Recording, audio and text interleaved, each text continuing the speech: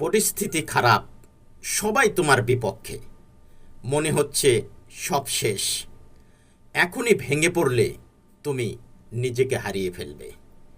জীবনে কষ্ট আসবেই, কখনো টাকা থাকবে না, কখনো পাশে মানুষ থাকবে না, কিন্তু তুমি থাকো নিজের সাথে। ধৈর্য হারালে কোনো লড়াই তুমি জিততে পারবে না।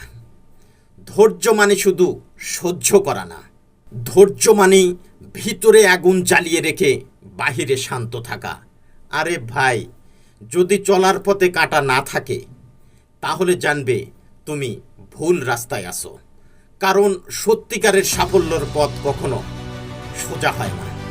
তাই কষ্ট হোক, একা হও, তবু ভেঙে পড়ো না।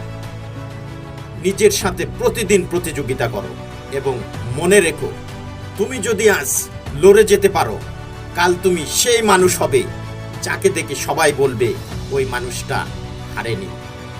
এখন বলো, তুমি হারবে নাকি ইতিহাস গড়বে?